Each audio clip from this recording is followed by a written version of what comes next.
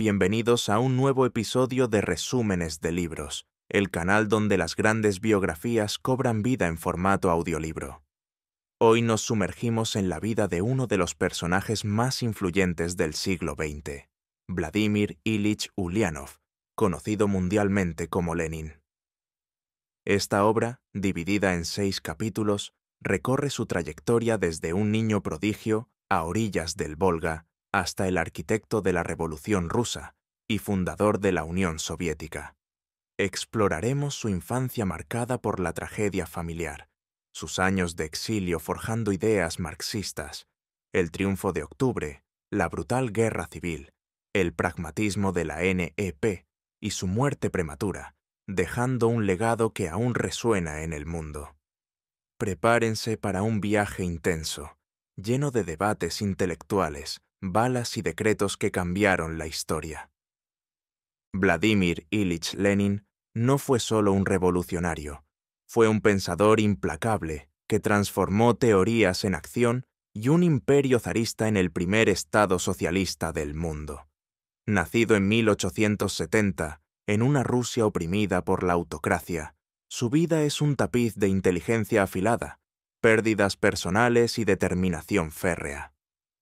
Esta biografía completa, basada en hechos históricos verificados, evita mitos y se centra en lo esencial. Cómo un abogado provincial devoró a Marx, fundó el bolchevismo, lideró la Revolución de Octubre y navegó por guerras y hambrunas para construir la URSS. A lo largo de 6 capítulos, veremos su evolución, del estudiante expulsado al líder que firmaba paz a cualquier precio, del teórico exiliado al presidente que introdujo un respiro capitalista para salvar el socialismo. Lenin odiaba el culto personal, pero su impacto es indeleble. Inspiró revoluciones globales, pero también autoritarismo y millones de víctimas. Esta narración, clara y detallada, está diseñada para que la entiendan todos, desde estudiantes hasta aficionados a la historia. Ahora, entremos en su mundo, donde una chispa en Simbirsk encendió una tormenta roja que duró décadas. Capítulo 1. El niño prodigio a orillas del Volga. En las orillas anchurosas y caudalosas del río Volga, esa arteria vital que serpentea por el corazón de Rusia, como una vena llena de historias y leyendas, nació el 22 de abril de 1870, un niño destinado a sacudir el mundo entero. La ciudad de Simbirsk, hoy conocida como Ulyanovsk en su honor, era un lugar provinciano, tranquilo, con casas de madera y calles empedradas donde el viento traía el aroma de los bosques cercanos y el rumor constante del agua. Allí, en una modesta pero cómoda vivienda familiar, vino al mundo Vladimir Ilich Ulyanov, el tercero de 6 hermanos que formarían una constelación de talentos y tragedias. Imagínense la escena, una primavera rusa, con el hielo derritiéndose en el río y los primeros brotes verdes asomando, como si la naturaleza misma presagiara un cambio radical. Su padre, Ilya Nikolayevich Ulyanov, era un hombre hecho a sí mismo, un ejemplo vivo de cómo la perseverancia podía elevar a alguien desde los estratos más humildes hasta las alturas de la sociedad zarista. Nacido en 1831 en Astracán, de origen calmuco por parte paterna, esos nómadas de las estepas que evocan imágenes de jinetes fieros, Ilya había perdido a su padre temprano y creció en la pobreza. Pero su inteligencia lo impulsó. Estudió matemáticas y física en la Universidad de Kazán, graduándose con honores. Entró al servicio público como profesor de secundaria y ascendió rápidamente hasta convertirse en inspector de escuelas primarias para el distrito de Simbirsk. Su dedicación era legendaria. Recorría aldeas remotas, fundando escuelas para niños campesinos, luchando contra el analfabetismo que asfixiaba al imperio ruso. Por sus méritos, en 1874, el zar Alejandro II le otorgó la nobleza hereditaria, un título que incluía el rango de consejero de Estado.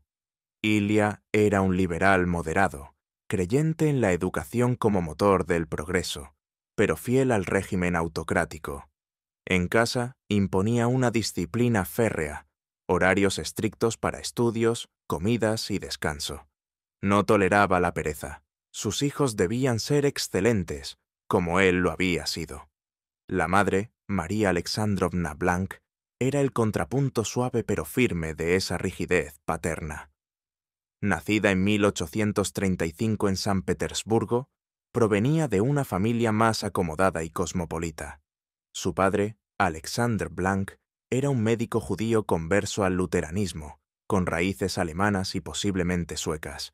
Su madre, Anna Groschow, tenía ascendencia alemana. María creció en un ambiente culto. Hablaba fluidamente alemán, francés, inglés y ruso. Tocaba el piano con maestría y había recibido una educación esmerada en casa, ya que las mujeres de su época rara vez accedían a universidades. Se casó con Ilia en 1863, a los 28 años, y se dedicó por completo a la familia. Era una pedagoga nata. Educaba a sus hijos en múltiples idiomas, les leía literatura clásica y fomentaba el debate intelectual. Pero también era estricta, nada de caprichos, todo con método y precisión, casi como un reloj suizo en medio de la vastedad rusa. Los hermanos Ulianov formaban un grupo unido y brillante. La mayor, Ana, nacida en 1864, era estudiosa y protectora. Le seguía Alexander en 1866, el rebelde intelectual, apasionado por las ciencias naturales. Luego Vladimir, el protagonista de nuestra historia.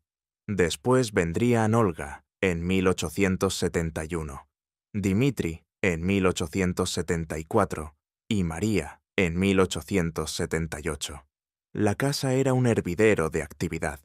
Tardes de lecturas en voz alta, juegos de ajedrez donde Vladimir ya mostraba su mente estratégica, y discusiones sobre poesía, historia y ciencia. Ilia traía libros de sus viajes. María enseñaba idiomas con paciencia infinita.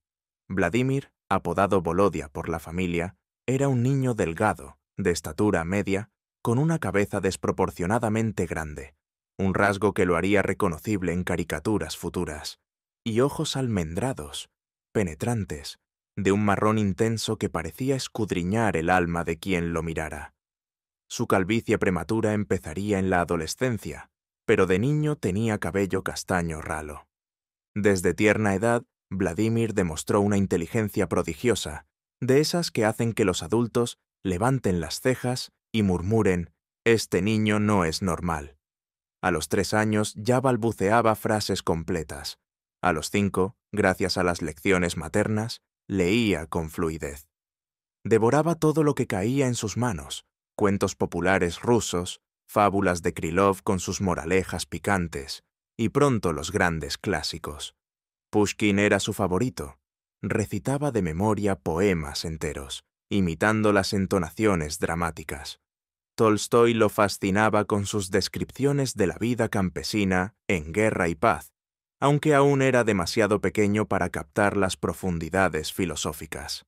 En el gimnasio de Simbirsk, al que entró a los 9 años, era el alumno estrella. Sacaba 10 en matemáticas, latín, griego, historia, literatura, en todo, excepto a veces en conducta. ¿Por qué? Porque su terquedad era legendaria. Si un profesor cometía un error factual, Vladimir levantaba la mano y lo corregía con argumentos lógicos, citando fuentes. «Maestro, eso no coincide con lo que dice Heródoto», diría con voz firme, mientras el aula contenía la risa. No era insolencia pura, era una sed insaciable de precisión, como si el mundo debiera encajar en un rompecabezas perfecto. La familia vivía cómodamente. Una casa grande con jardín, sirvientes modestos, veranos en la dacha familiar. Ilia ganaba bien y ahorraba para la educación de sus hijos. Vladimir jugaba al ajedrez con su padre, perdiendo al principio pero aprendiendo rápido las tácticas. Leía periódicos, se interesaba por la política lejana del zar y sus reformas. Rusia era un gigante dormido. El zar Alejandro II Había abolido la servidumbre en 1861, pero el campesinado seguía oprimido.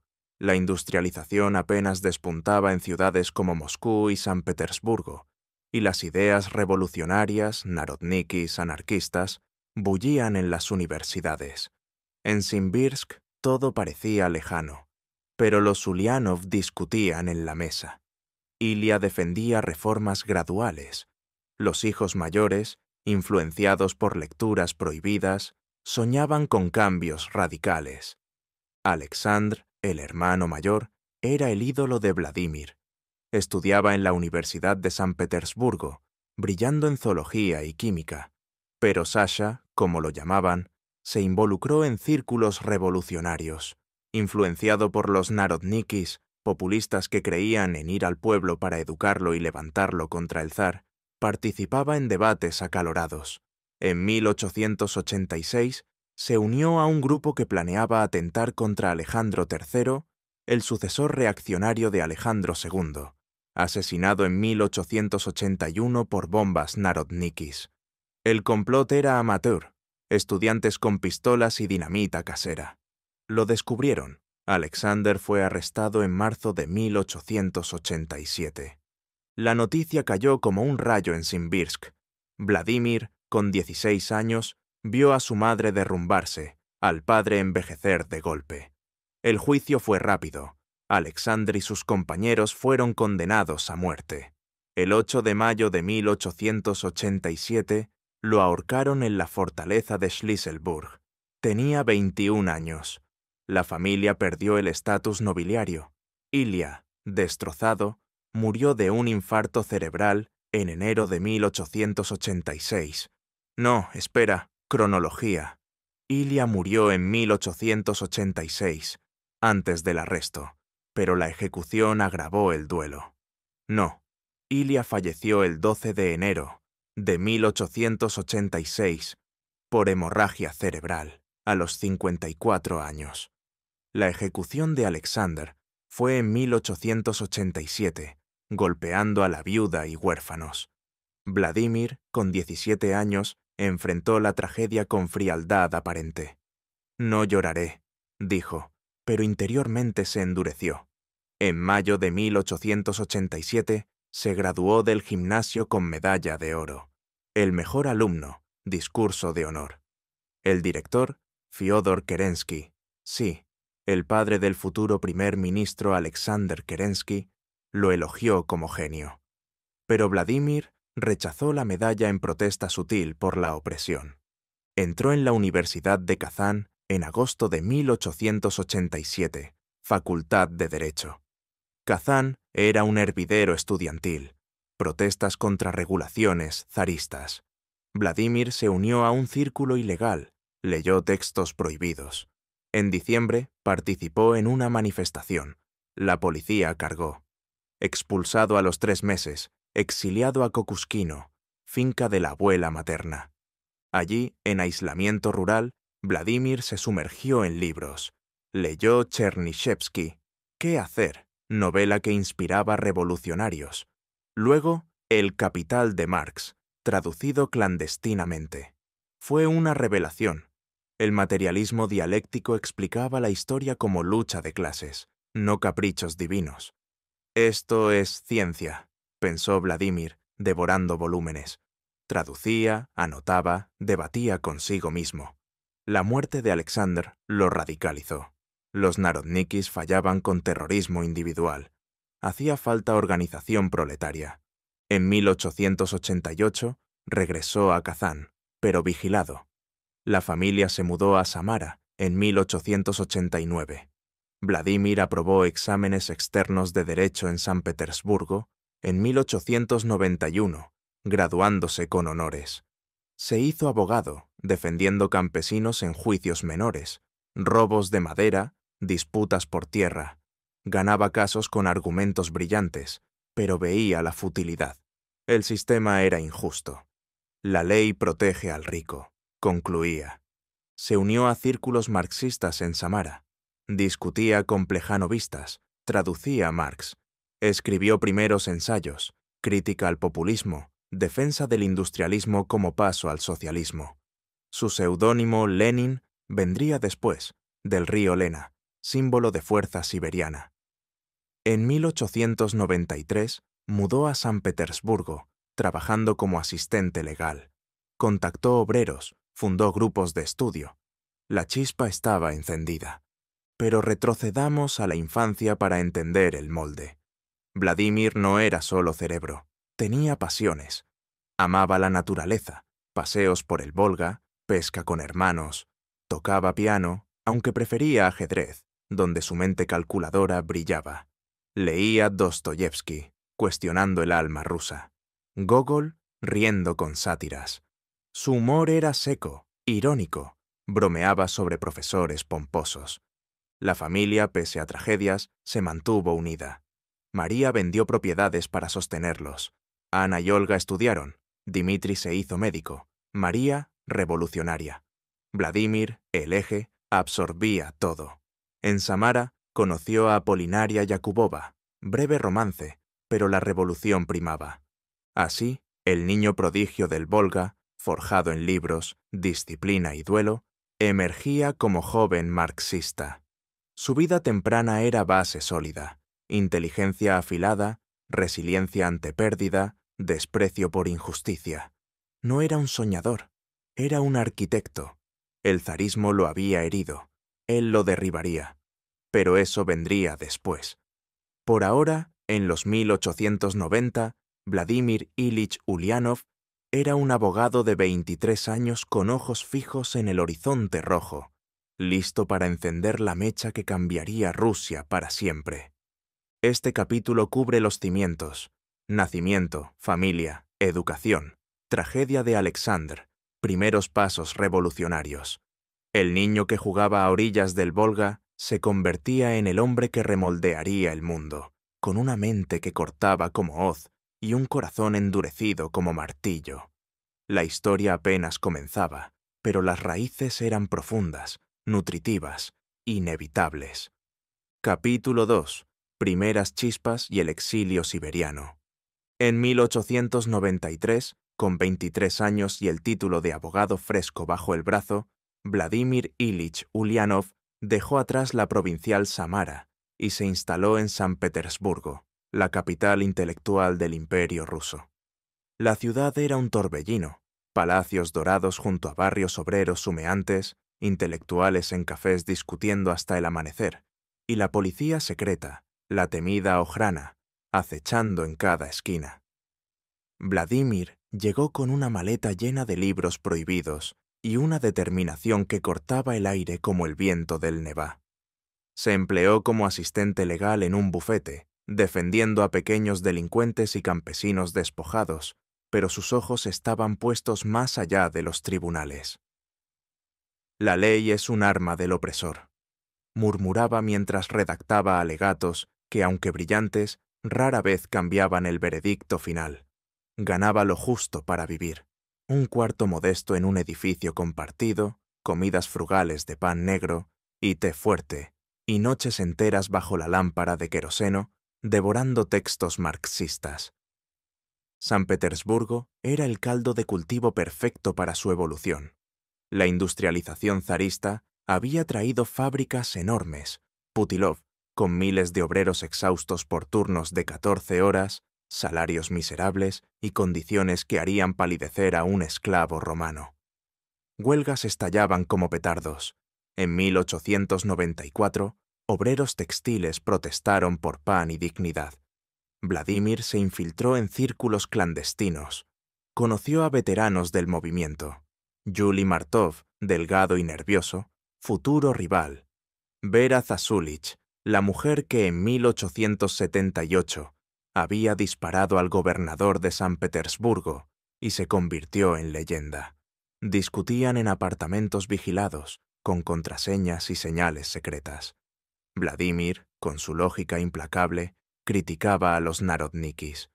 El terrorismo individual es romántico, pero inútil. Mata a un tirano y nace otro. Hay que organizar al proletariado, la clase que produce todo. Traducía panfletos de Marx y Engels, Los distribuía disfrazados de folletos religiosos. Su primer escrito significativo fue ¿Quiénes son los amigos del pueblo y cómo luchan contra los socialdemócratas? Un ataque feroz al populismo. Lo firmó con seudónimos, primero Tulin, luego otros. La Ojrana lo fichó pronto. Sujeto peligroso, vigilad. En 1895 fundó la Liga de Lucha por la Emancipación de la Clase Obrera. No era un club de té, era una red de células en fábricas, con agitadores que enseñaban a obreros a leer el Manifiesto Comunista entre turnos. Organizó huelgas coordinadas, tipógrafos, metalúrgicos. El éxito fue inmediato. Miles pararon, exigiendo 8 horas y salarios dignos. El zar Nicolás II, recién coronado, vio el fantasma rojo. En diciembre de 1895, la policía allanó imprentas clandestinas. Vladimir fue arrestado en su cuarto. Encontraron manuscritos, direcciones codificadas. Lo metieron en la cárcel de la Casa de Detención Preventiva, una fortaleza gris donde el frío calaba huesos. 14 meses en solitario, pero Vladimir lo convirtió en universidad. Le permitían libros inofensivos. Él pedía clásicos y escondía notas en botellas de leche. Escribió El desarrollo del capitalismo en Rusia, analizando datos estadísticos para probar que Rusia ya era capitalista, lista para la revolución proletaria. Usaba tinta hecha de pan masticado y leche para mensajes secretos a Krupskaya, su compañera que visitaba disfrazada, Nadezhda Konstantinovna. Krupskaya entró en su vida como un cometa. Nacida en 1869, hija de un oficial pobre, era maestra, marxista convencida. Se conocieron en 1894 en un círculo. Ella, con ojos vivaces y trenzas largas, lo impresionó con su erudición. Colaboraban. Ella traducía, él teorizaba. En prisión intercambiaban cartas codificadas. Al salir en febrero de 1897, Vladimir fue condenado a 3 años de exilio en Siberia Oriental, en Shushenskoye, un pueblo remoto junto al río Yenisei. Krupskaya, arrestada poco después, pidió unirse a él como prometida. El zar, en un gesto humanitario, permitió el matrimonio para exiliados. Siberia no era el infierno que pintaban. Shushenskoye era un pueblo de isbas de madera, con campesinos hospitalarios y paisajes vastos de taiga y montañas. Vladimir llegó en mayo de 1897, con grilletes quitados en el tren. Alquiló una casa limpia, 2 habitaciones, estufa, jardín. Cazaba patos y liebres para variar la dieta de papilla y pescado. Pescaba en el río, reflexionando sobre dialéctica. Leía vorazmente. Enviaban paquetes de libros desde Europa. Krupskaya llegó en 1898. Se casaron el 10 de julio en la iglesia local, irónico para ateos, pero necesario para cohabitar. No hubo lujos. El anillo nupcial fue forjado de una moneda de cobre por un herrero local. La luna de miel fue traducir La situación de la clase obrera en Inglaterra, de Engels. Discutían hasta altas horas. Ella moderada, él intransigente. Vladimir escribió decenas de artículos, planeaba el futuro partido. La salud era buena, caminaba kilómetros, jugaba ajedrez por correspondencia. Pero el aislamiento lo frustraba. Aquí se oxida el cerebro revolucionario. El exilio terminó en febrero de 1900. Vladimir, prohibido en ciudades grandes, viajó a Pskov, cerca de la frontera. Krupskaya se quedó en Ufá por tuberculosis incipiente. Él planeaba emigrar. Rusia era cárcel, Europa, arsenal de ideas. Cruzó ilegalmente a Suiza en julio de 1900, con pasaporte falso. Múnich primero fundó Iskra, La Chispa, periódico clandestino para unificar marxistas rusos. Colaboradores, Plejánov en Ginebra, el padre del marxismo ruso, Axel Roth, Potresov. Imprimían en secreto, smugleaban vía marineros y diplomáticos. Vladimir editaba Escribía editoriales feroces contra economistas que priorizaban sindicatos sobre política. Iskra llegó a Rusia en maletas de doble fondo, encendiendo debates en fábricas. En 1902 publicó ¿Qué hacer? Problemas candentes de nuestro movimiento. Era un manifiesto. Criticaba el espontaneísmo obrero. Sin teoría revolucionaria, no hay movimiento revolucionario. Exigía un partido centralizado, de profesionales dedicados, no aficionados. Vanguardia del proletariado, no masa amorfa. Esto dividiría al partido, pero forjó el leninismo. Vivía pobre, en Londres desde 1902, con Krupskaya reunida. Alquilaban cuartos en barrios obreros, comían fish and chips, aprendían inglés. Visitaban la biblioteca británica. Marx había trabajado allí. Vladimir, con acento ruso, debatía con exiliados, georgianos, polacos, judíos bundistas.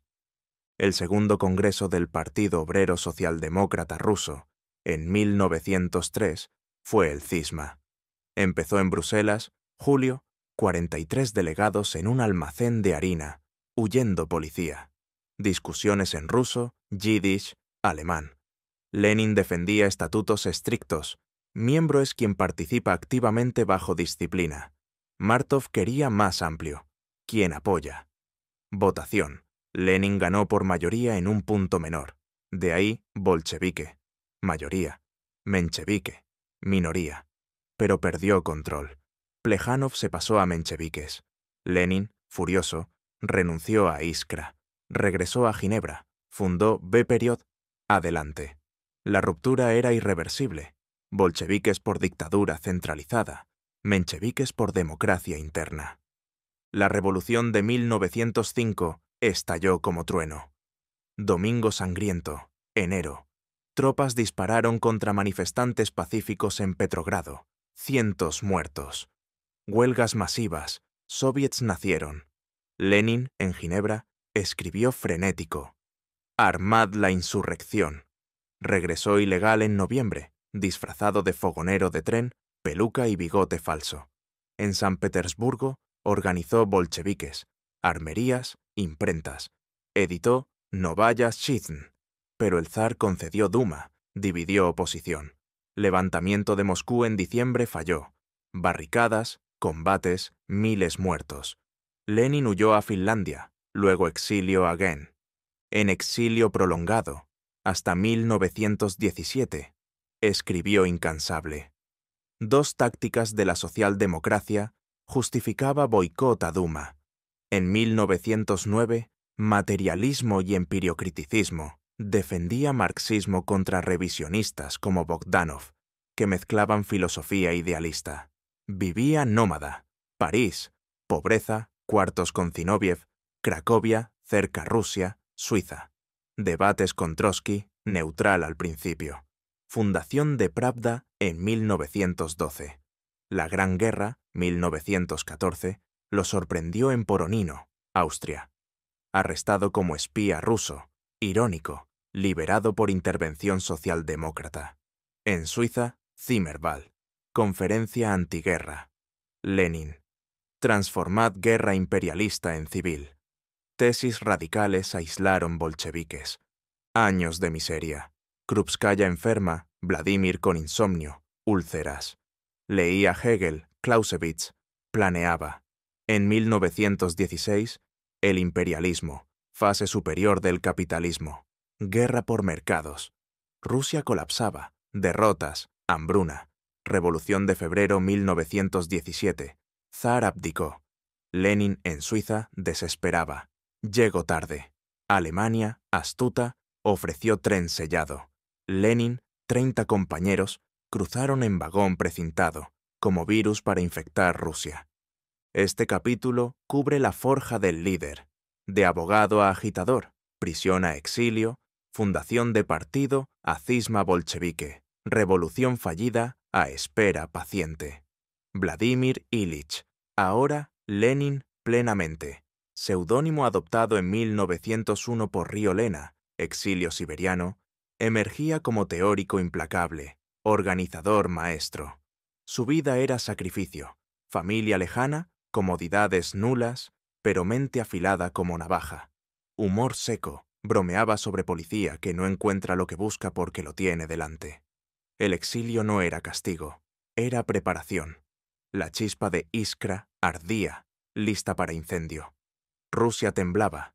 Lenin, desde Alpes, afilaba la hoz. Capítulo 3. El tren sellado y las tesis de abril. El 16 de abril de 1917, después de 8 días de traqueteo en un vagón precintado que olía a carbón y a promesas prohibidas, el tren sellado se detuvo en la estación Finlandia de Petrogrado.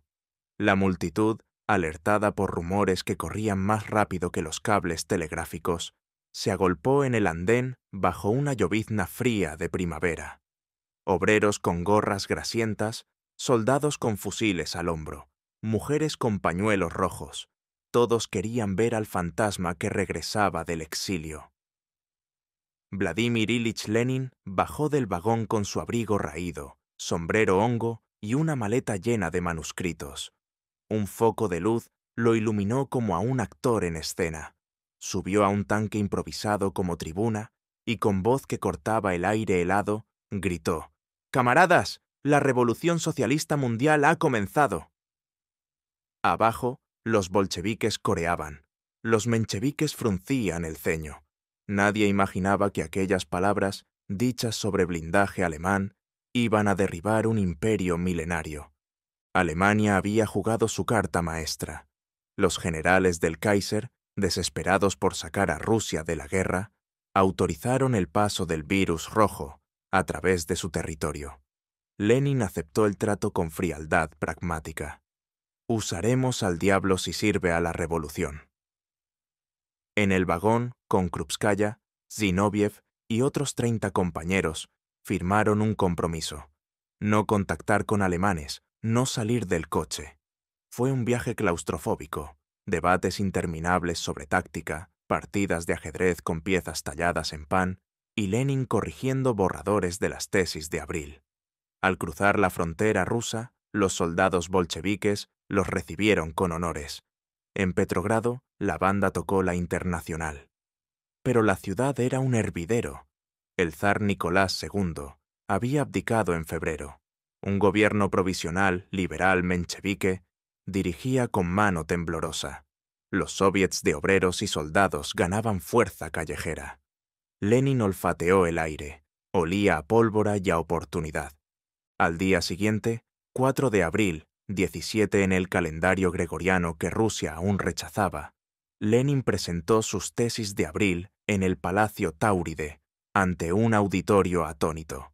10 puntos escritos en papel cuadriculado, leídos con voz monótona pero afilada como bisturí. 1.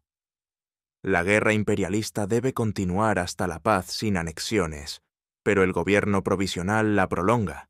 Hay que pasar el poder a los soviets. 2. Rusia está en la fase burguesa de la revolución. Debemos avanzar al socialismo. 3. Ningún apoyo al gobierno provisional. Explicad su carácter imperialista. 4.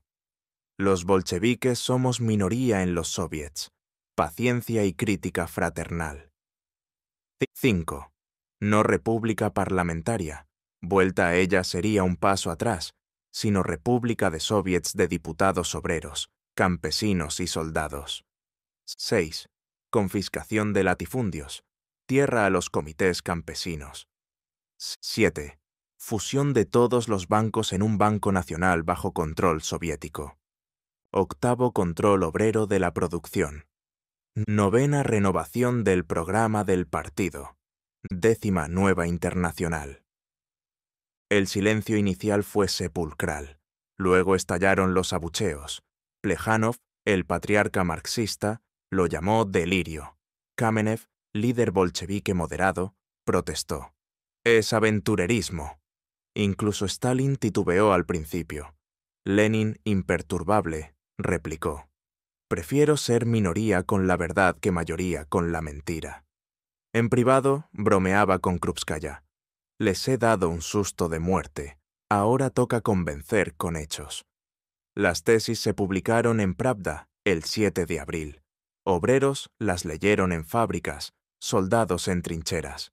La consigna «Paz, tierra, pan» caló como lluvia en tierra seca.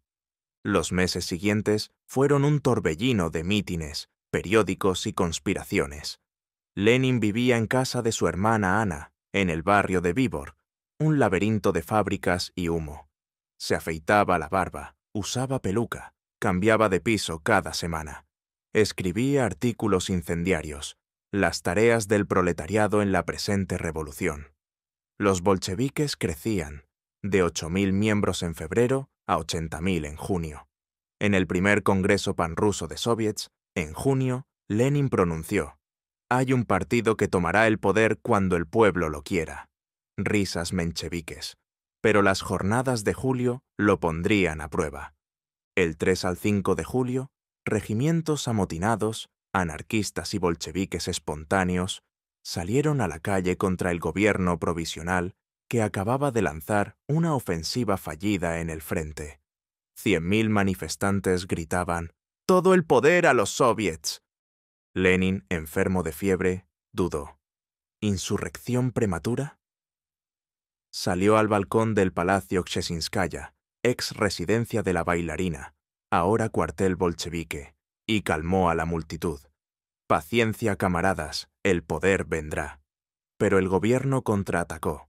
Acusó a Lenin de agente alemán. Publicó pruebas falsas. Tropas leales dispararon. Cientos murieron. Lenin huyó a Razliv, un lago cerca de la frontera finlandesa, disfrazado de campesino, cabeza rapada, bigote postizo, botas de goma. Vivía en una choza de heno con Zinoviev, comiendo bayas y escribiendo El Estado y la Revolución a la luz de una linterna. El Estado es un instrumento de opresión de una clase sobre otra. Hay que destruirlo y reemplazarlo por la comuna. Leía a Marx sobre la Comuna de París, imaginando Petrogrado como nueva París roja. En Finlandia, desde Helsinki, bajo nombre falso Ivanov, dirigía por cartas codificadas. El 26 de julio, en el sexto Congreso Bolchevique clandestino, se aprobó la línea insurreccional. Kornilov, general monárquico, intentó golpe en agosto. Los ferroviarios bolcheviques descarrilaron sus trenes. Obreros armados lo detuvieron. El gobierno provisional, desacreditado, liberó a trotskistas presos y armó a los guardias rojos. Lenin olfateó. El péndulo gira hacia nosotros. En septiembre, los bolcheviques ganaron mayoría en los soviets de Petrogrado y Moscú. Trotsky, recién unido, presidía el soviet de Petrogrado con brillantez oratoria. Lenin regresó disfrazado el 10 de octubre. Peluca rubia, traje burgués. En una reunión secreta en un piso de la calle Karpovka, convenció al Comité Central: 10 votos a favor de la insurrección, 2 en contra, Kamenev y Zinoviev. La historia no nos perdonará si no tomamos el poder ahora. Redactó la proclama: «Al Soviet de Petrogrado, los marineros de Kronstadt llegan». El plan: tomar correos, telégrafos, puentes, estaciones. El 24 de octubre, 6 de noviembre, Lenin se instaló en el Instituto Smolny, antiguo colegio de señoritas convertido en cuartel general revolucionario. Humo de cigarrillos, máquinas de escribir, fusiles apilados. Lenin, con abrigo negro y gorra obrera, caminaba entre mesas. «¿Dónde está el teléfono? Llamad a los regimientos». La noche del 25 fue casi cómica en su facilidad. A las 2 de la mañana, los guardias rojos tomaron la central telefónica. A las 3, el Banco Estatal. El crucero Aurora, anclado en el Nevá, disparó salvas de fogueo contra el Palacio de Invierno, más ruido que daño. Ministros del gobierno provisional, atrincherados con cadetes y un batallón femenino, resistieron hasta las 2 de la mañana del 26. Antonov Ovsenko, gigante barbudo, entró con revólver. «En nombre del Soviet, están arrestados». Kerensky había huido disfrazado de enfermera serbia, detalle que Lenin comentaría con sorna. «Hasta las faldas le quedan grandes al socialismo de salón». A las 10 de la noche del 25, Lenin subió al estrado del segundo Congreso Panruso de Soviets, convocado en Smolny. «Camaradas, la revolución obrera y campesina ha triunfado». Aplausos ensordecedores. Mencheviques y socialrevolucionarios abandonaron la sala en protesta. Lenin les gritó: «Vayan al basurero de la historia». Se aprobaron los primeros decretos sobre la paz, salida inmediata de la guerra, sobre la tierra, abolición de la propiedad privada sin indemnización, entrega a comités campesinos. Se formó el Consejo de Comisarios del Pueblo, Sovnarkom, con Lenin como presidente, Trotsky en exteriores, Stalin en nacionalidades. Pero el poder era frágil. Rusia era un rompecabezas desarmado. Frentes colapsados, campesinos saqueando latifundios, nacionalidades declarando independencia. Lenin firmó órdenes día y noche. Nacionalización de bancos, 14 de diciembre. Creación del Soviet Supremo de Economía Nacional. Disolvió la Asamblea Constituyente el 6 de enero de 1918. Los bolcheviques tenían solo el 25% de votos. Soldados con bayonetas cerraron las puertas. «La guardia está cansada», dijo el marinero anarchista Seleznyakov. Lenin sonrió. Frase histórica. La paz era urgente. Trotsky negoció en Brest-Litovsk con alemanes arrogantes. Lenin insistía: «Paz a cualquier precio. Necesitamos respiro». El 3 de marzo de 1918, Rusia firmó. Cedía Polonia, Ucrania, Finlandia, estados bálticos, un tercio de la población, la mitad del carbón. Trotsky se negó a firmar. Lenin lo hizo. Es una paz obscena, pero necesaria. En el partido, comunistas de izquierda, como Bujarin, protestaron. Hubo intentos de asesinato. El 30 de agosto de 1918, en una fábrica moscovita, Fanny Kaplan, socialista revolucionaria ciega de un ojo, disparó 3 veces. 2 balas impactaron. Una rozó el brazo, otra perforó cuello y pulmón. Lenin, sangrando, fue llevado en auto al Kremlin. «¿Me han matado?», preguntó. Los médicos extrajeron una bala. La otra quedó alojada. Sobrevivió, pero la arteriosclerosis se aceleró. Mientras se recuperaba, ordenó el terror rojo. La Checa, bajo Félix de Hierro Dzerzhinsky, ejecutaba a contras sin juicio, burgueses, oficiales, clérigos. Campos de concentración en antiguas prisiones. Lenin justificaba: «Dictadura del proletariado significa dictadura sin límites». En julio, el zar Nicolás II y familia fueron fusilados en Ekaterimburgo para evitar rescate blanco. Lenin aprobó: «Revolución no es cena de gala». El capítulo cierra con Lenin consolidando poder, pero rodeado de ruinas. Rusia sangraba, guerra civil asomaba, hambruna acechaba. Él, desde su despacho kremliniano, dictaba telegramas: «Requisad grano, fusilad a los kulaks que oculten». Su mente, afiebrada por balas y café, planeaba la URSS futura. Humor negro. Al enterarse de que los blancos avanzaban, dijo: «Si nos vencen, al menos habrán aprendido ortografía revolucionaria». El tren sellado había llegado. Ahora tocaba construir la vía sobre cadáveres y decretos. La Revolución de Octubre no fue un golpe. Fue el parto sangriento de un mundo nuevo. Y Lenin era la comadrona implacable.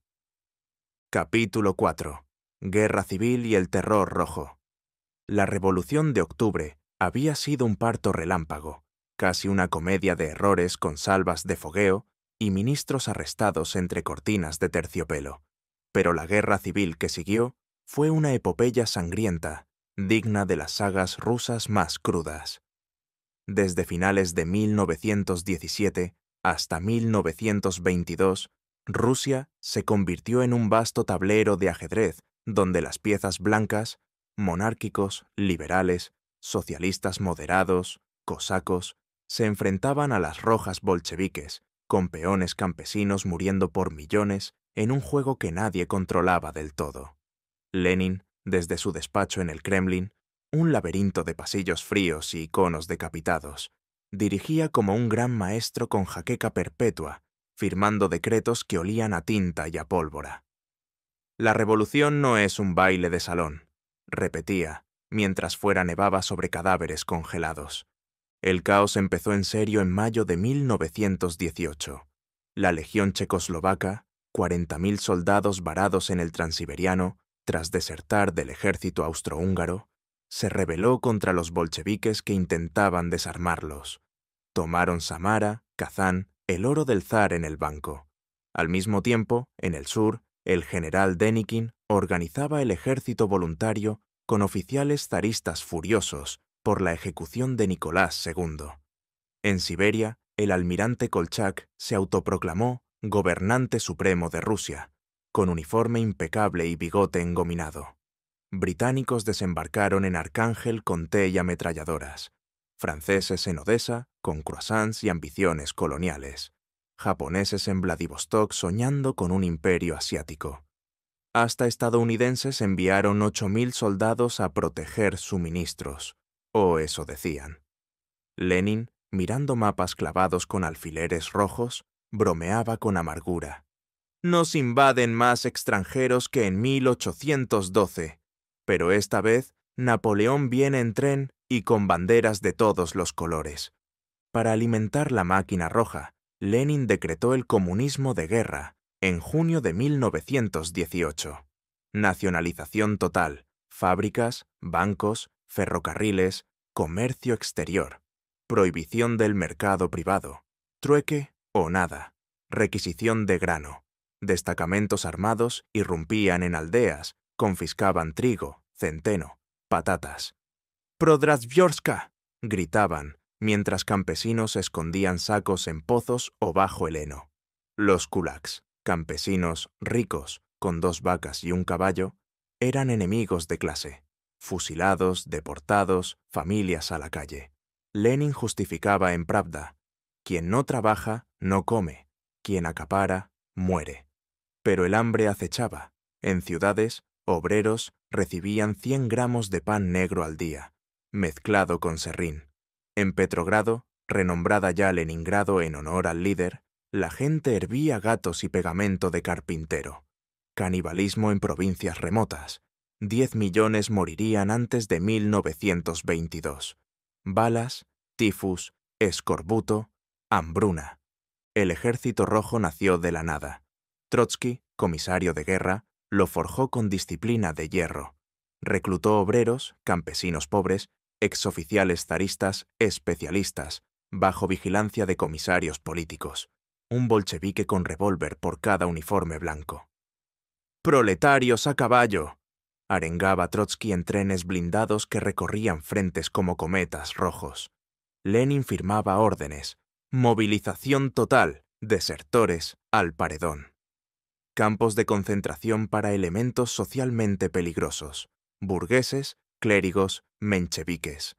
En Solovki, antiguas islas monásticas, el primer gulag, presos cortando leña en menos 40 grados Celsius, vigilados por guardias con perros.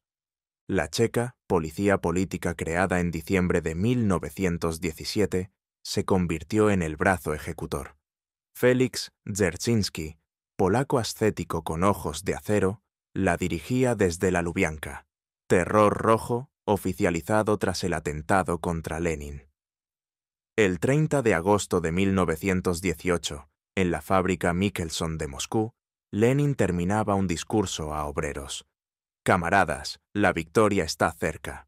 Fanny Kaplan, socialista revolucionaria de 28 años, miope y con odio acumulado por la disolución de la Asamblea Constituyente, se acercó y disparó 3 veces con un Browning. Una bala rozó el brazo, otra perforó el cuello, rozando la carótida. La tercera se alojó en el hombro. Lenin cayó, sangrando sobre el asfalto. «¿Me han matado?», murmuró al ser cargado en un auto. Los obreros lincharon a Kaplan en el acto, aunque oficialmente la fusilaron días después. Lenin fue operado en el Kremlin. Extrajeron una bala. La otra quedó cerca de la espina dorsal. Sobrevivió, pero las secuelas fueron crueles. Dolores de cabeza atroces, insomnio, arteriosclerosis acelerada. Desde la cama dictaba: aumentad el terror, responded con terror de masas. La Checa ejecutó a 500 rehenes burgueses en represalia. Periódicos publicaban listas: hoy fusilados, 23 especuladores, 12 oficiales blancos. El terror no era capricho, era supervivencia. En septiembre, decreto sobre el terror rojo, ejecuciones sumarias, toma de rehenes. En Petrogrado, Zinoviev ordenó fusilar a 512 en una noche. Poetas como Gumilyov, acusado de conspiración monárquica, cayeron bajo balas chequistas. Lenin leía informes. Bien, pero no basta. En privado, con Krupskaya, admitía: es horrible, pero necesario. La revolución devora a sus hijos para no ser devorada. Humor macabro. Al enterarse de que un chequista ejecutó a su propia tía burguesa, comentó: al menos la familia se mantiene unida en el paredón. Los frentes ardían. En el sur, Denikin avanzó hasta Oriol, a 300 kilómetros de Moscú. Kolchak tomó Perm, soñando con unir Siberia. Yudenich amenazó Petrogrado desde Estonia. 1919 fue el año crítico. «Todo para el frente», gritaba Lenin. Fábricas convertidas en arsenales, mujeres soldando granadas, Trotsky en su tren, 100.000 kilómetros recorridos, discursos desde el estribo, fusilamientos in situ de desertores. En Tsaritsyn, futura Stalingrado, Stalin y Voroshilov defendían con fanatismo. Lenin los respaldó contra Trotsky. Frunze, genio táctico, aplastó a Kolchak en los Urales. En noviembre, Yudenich retrocedió. Denikin evacuado por británicos en Novorossiysk, barcos abarrotados, oficiales llorando al Mar Negro. Pero el costo humano era apocalíptico. Hambruna de 1921 a 1922. Volga seco, cultivos fallidos, 5 millones muertos. Fotos escalofriantes, niños esqueléticos, madres vendiendo hijos por un saco de patatas. Canibalismo en Samara, familias comiendo a sus muertos. Lenin, horrorizado pero pragmático, pidió ayuda internacional. Herbert Hoover envió harina americana. Irónico, capitalistas salvando comunistas. Aceptad, el hambre no tiene ideología, ordenó. En marzo de 1921, el punto de inflexión interno. Rebelión de Kronstadt.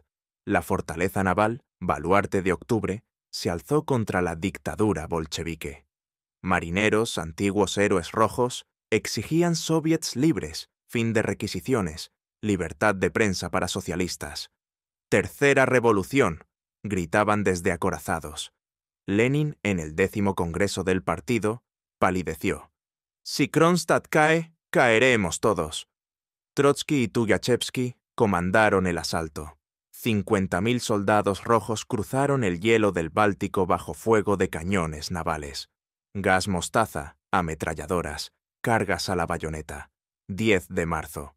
Kronstadt tomada tras combates feroces.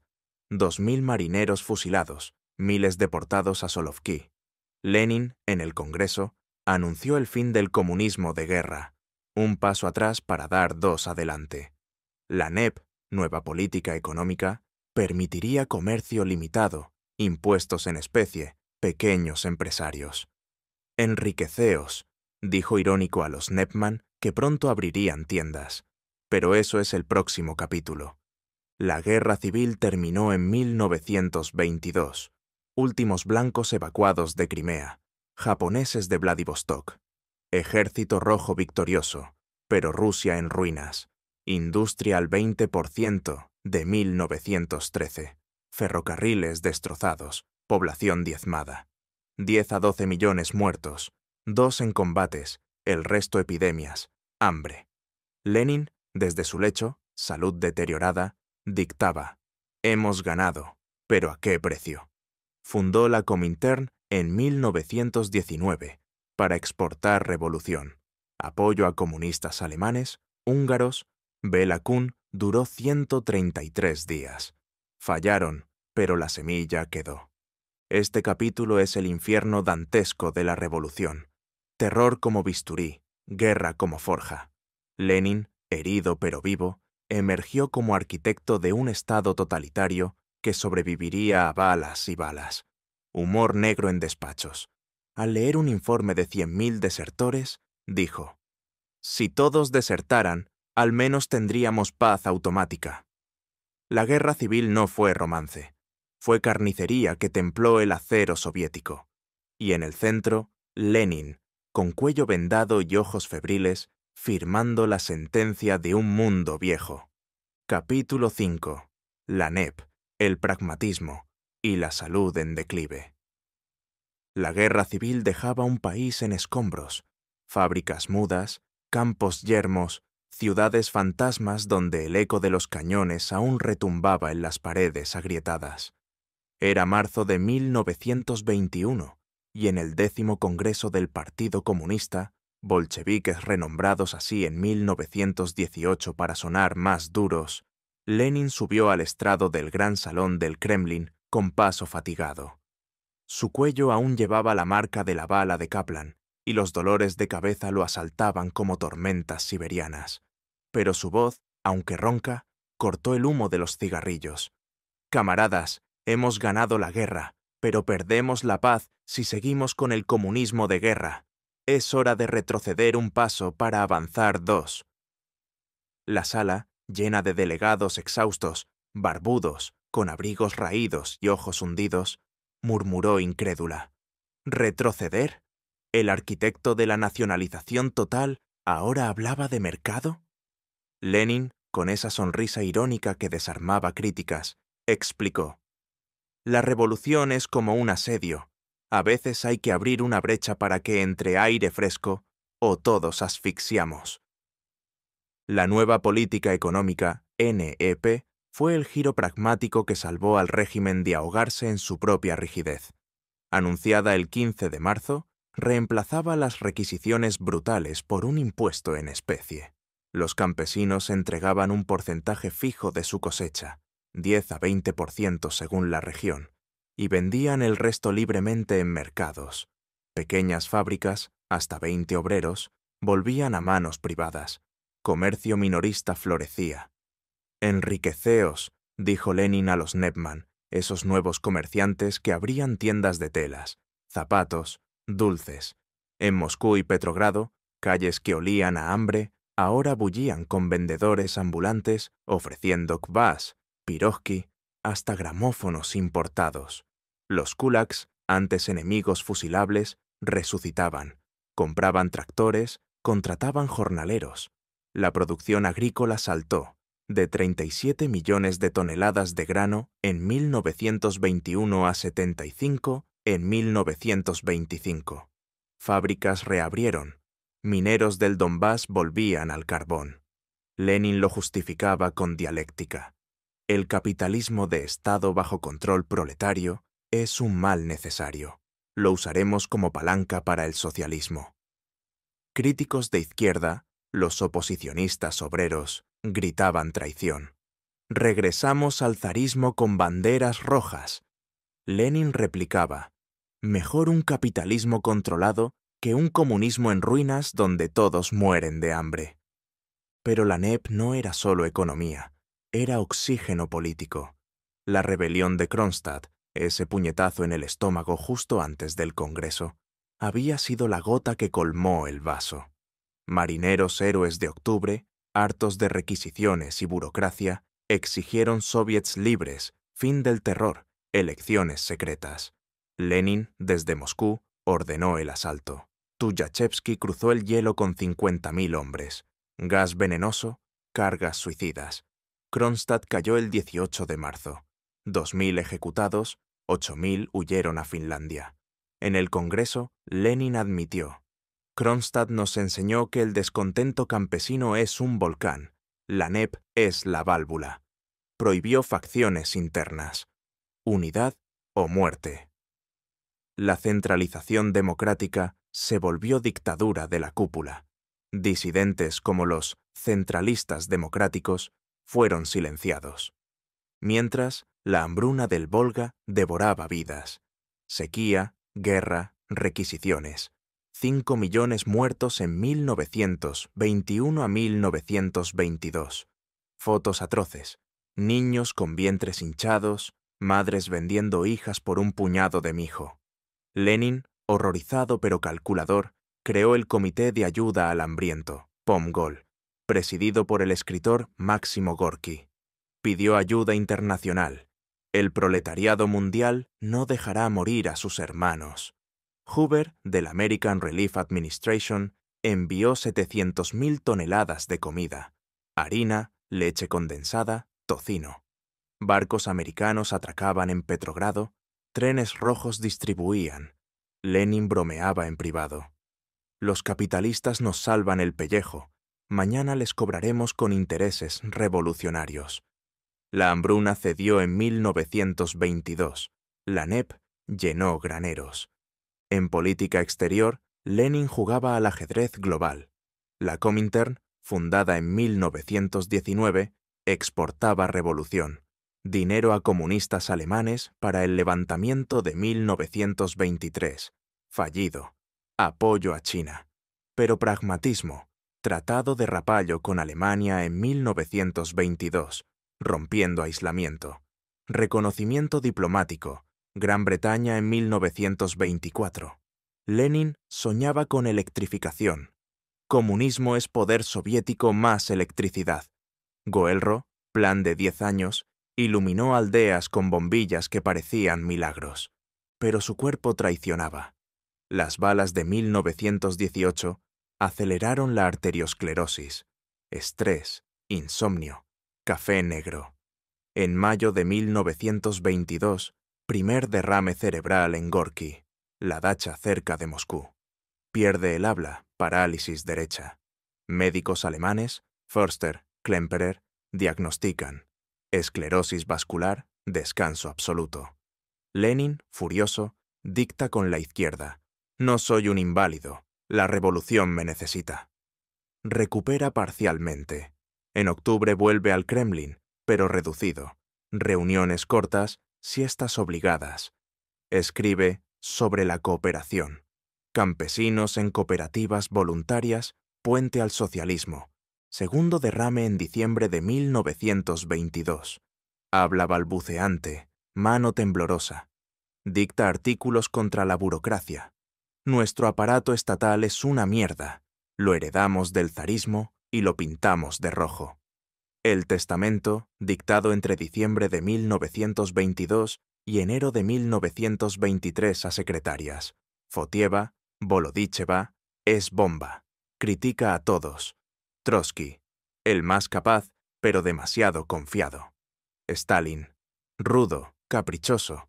Como secretario general, acumuló poder inmenso. Propongo removerlo. Bujarin, el favorito del partido, pero su teoría es escolástica. Zinoviev y Kamenev, no casualidad su oposición en octubre. Piatakov, talentoso pero administrativo. Sugiere expandir Comité Central a 50 a 100 obreros para diluir burocracia. Añade post-scriptum sobre Stalin. Demasiado grosero. Intolerable en secretario general. Krupskaya guarda el texto. Lenin planea leerlo en el 12º Congreso. Tercer derrame el 9 de marzo de 1923. Parálisis total, afasia. En Gorki, postrado, comunica con ojos, sí no. Lee labios, intenta escribir, garabatos. Krupskaya lee periódicos, libros, visitas. Stalin, con frialdad. Trotsky, evasivo. Lenin sufre, ve el partido desviarse, intenta suicidio, pide cianuro a Stalin, quien niega.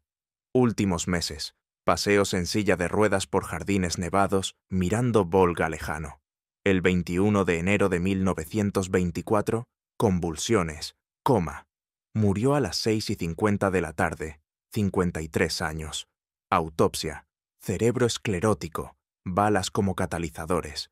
Pero antes de la muerte, la NEP transformaba Rusia. Moscú revivía, teatros, cabarets Nepman, jazz prohibido colándose. Campesinos compraban samovares, obreros, botas nuevas. Industria crecía 30% anual. Lenin, desde cama, dictaba: Mantened la NEP, es el camino. Críticos la llamaban restauración capitalista. El capitalismo con riendas proletarias. Este capítulo es el crepúsculo del titán. Pragmatismo salvador, salud traidora, testamento explosivo. Lenin, inválido pero lúcido, veía su obra.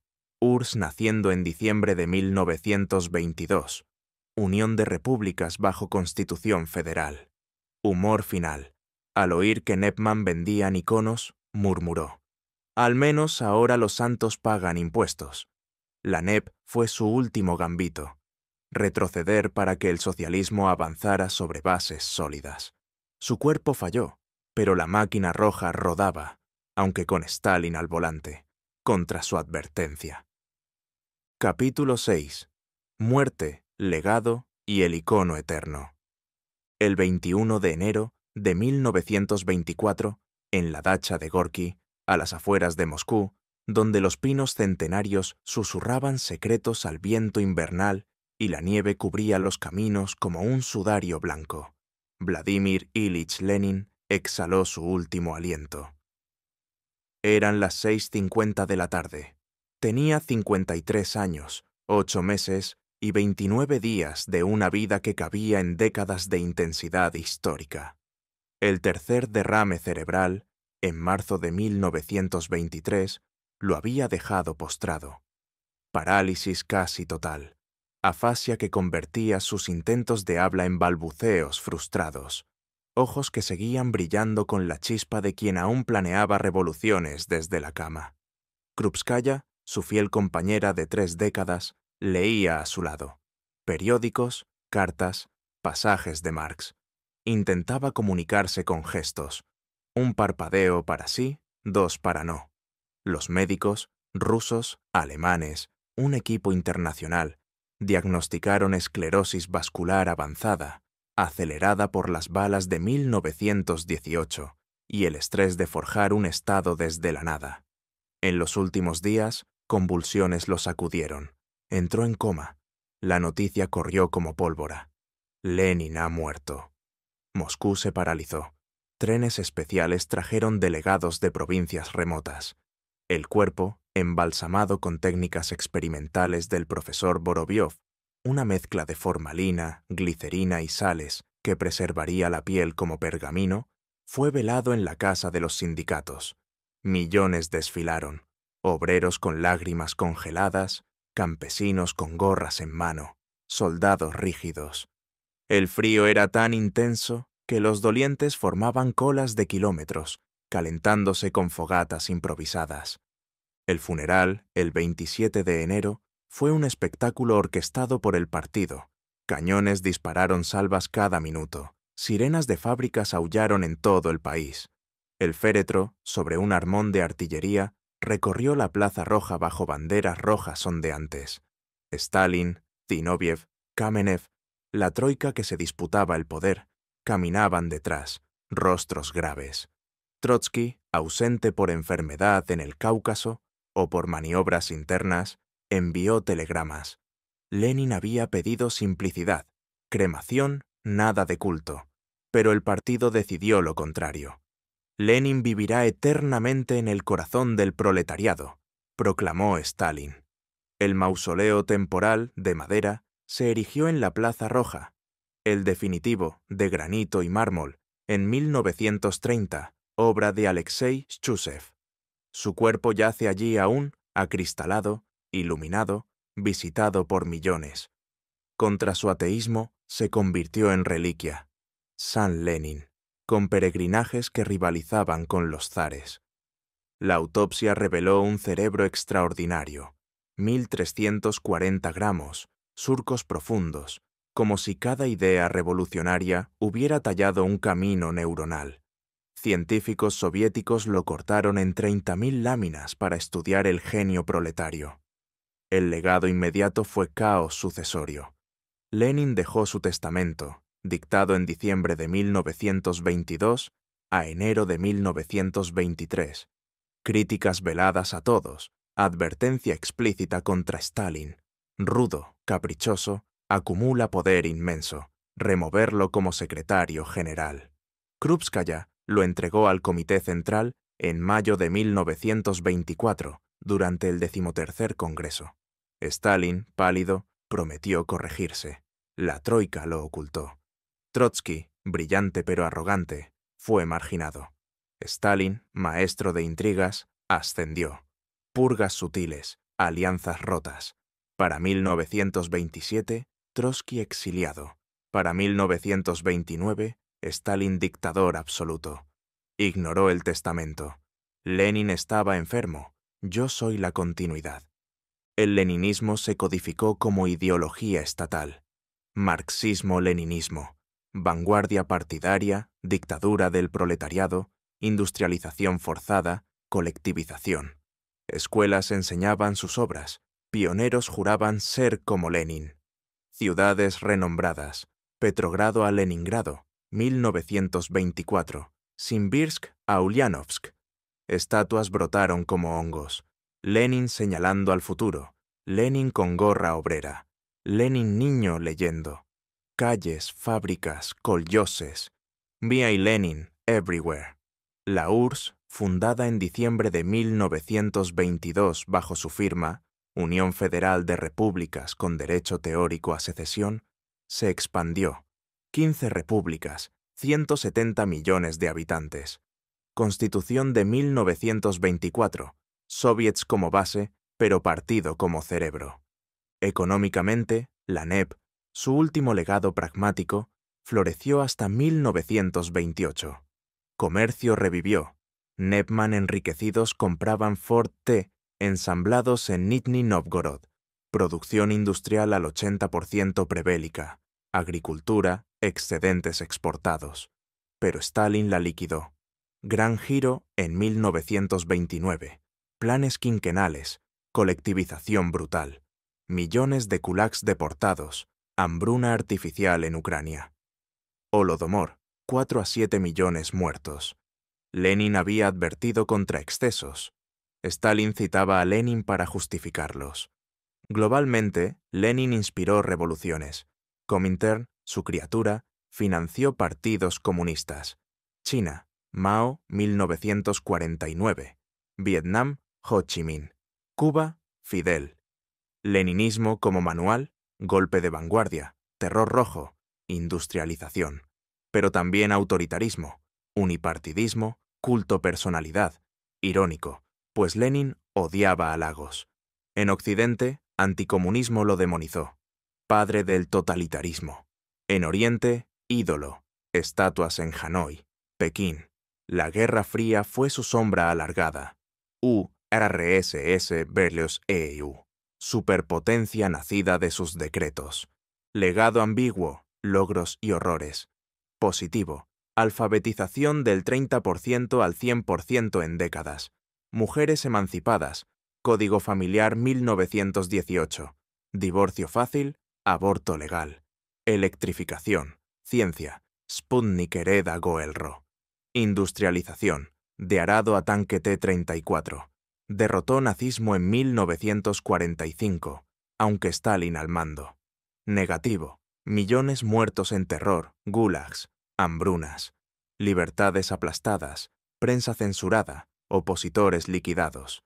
La URSS duró 69 años. Colapsó en 1991 por rigidez leninista-stalinista, corrupción, carrera armamentista. Lenin transformó el siglo XX, fin de imperios, auge ideologías totales. Sin él, no Hitler reactivo, no Mao, no Guerra Fría. Su frase, hay décadas donde no pasa nada, semanas donde pasan décadas. Vivió esas semanas, de abogado provincial a demiurgo de un sexto del planeta. Humor implícito en su vida. El hombre que disolvió la asamblea con la guardia está cansada, que aceptó tren alemán para derribar zares, que introdujo NEP diciendo enriqueceos como burla a burgueses. En la Plaza Roja, su mausoleo resiste. Turistas curiosos, nostálgicos rojos, debates eternos. ¿Enterrarlo como pidió Yeltsin en 1991? Putin lo mantiene, símbolo de grandeza rusa. Lenin, niño del Volga, arquitecto rojo, yace inmortal. Cambió el mundo con hoz intelectual y martillo organizador. Su epitafio, no grabado pero real. La revolución continúa, aunque el revolucionario duerma. De Simbirsk a la eternidad, Vladimir Ilich Ulyanov, Lenin, forjó historia con sangre, decretos y una mente que no descansaba. El telón cae, pero el eco resuena. Este capítulo cierra la epopeya. Muerte serena en tormenta política, culto contra voluntad, legado dual, luz y sombra. Lenin no fue Dios ni demonio. Fue catalizador humano de fuerzas tectónicas. Rusia, mundo, nunca iguales. Como dijo, el camino al socialismo es largo y tortuoso. Él pavimentó el inicio con balas y visiones. Conclusión. Hemos recorrido la vida de Vladimir Ilich Lenin, desde su nacimiento en las orillas del Volga hasta su muerte en Gorki, pasando por prisiones siberianas, exilios europeos, el asalto al Palacio de Invierno, la guerra civil que costó millones de vidas, el pragmatismo salvador de la NEP y un testamento que advirtió contra los excesos que vendrían. Lenin no fue un idealista soñador. Fue un estratega que usó la dialéctica como arma, el terror como escudo y la flexibilidad táctica como brújula. Transformó Rusia en una superpotencia industrial, alfabetizó a millones y exportó la idea de que el proletariado podía gobernar. Pero su legado es dual, luz de emancipación y sombra de represión. La URSS, su creación, duró hasta 1991, influyendo en medio mundo. En palabras suyas, la libertad es preciosa, pero la revolución exige sacrificios. Lenin cambió el curso de la historia, recordándonos que unas pocas semanas pueden contener décadas de cambio. Gracias por acompañarnos en esta epopeya. Esto ha sido la biografía completa de Vladimir Ilich Lenin. Esperamos que hayan disfrutado este audiolibro y aprendido sobre el hombre que forjó un nuevo orden mundial desde la nada. Si les gustó, denle like, suscríbanse a Resúmenes de Libros para más resúmenes detallados y activen la campanita para no perderse el próximo. ¿Qué biografía quieren a continuación? Déjenlo en comentarios. Recuerden, la historia no es solo pasado, es lección para el futuro. Hasta la próxima revolución de ideas.